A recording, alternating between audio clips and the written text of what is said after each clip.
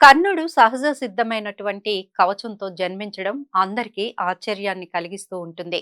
కవచంతో జన్మించడం వెనుక గల కారణాన్ని తెలుసుకోవాలనే ఆసక్తి కూడా అందరికీ ఉంటుంది. పురాణపరమైన ఆ కథ గురించి తెలుసుకుందాం.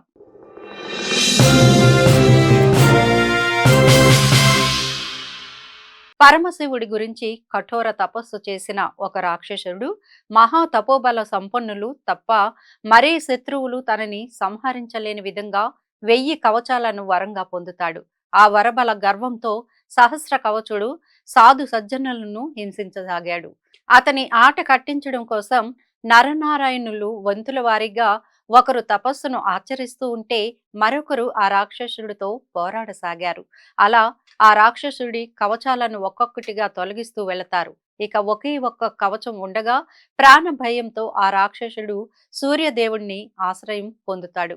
ఆ సమయంలోనే సంతానం కోసం ప్రార్థించిన కుంతీదేవికి సూర్య భగవానుడు అతన్ని పుత్రుడిగా ప్రసాదిస్తాడు. అందువల్లనే కర్ణుడు కవచంతో జన్మిస్తాడు. అయితే ఆ జన్మలోనూ ఆయన కృష్ణార్జునులుగా అవతరించిన నరనారాయణుల కారణంగా కురుక్షేత్ర సంగ్రామంలో మరణిస్తాడు.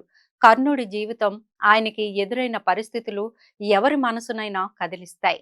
అయితే అధర్మ మార్గంలో ప్రయాణిస్తున్న దుర్యోధనుని ఆశ్రయించడం వల్ల కురుక్షేత్ర సంగ్రామంలో ఆయన కుప్పకూలిపోక తప్పలేదు.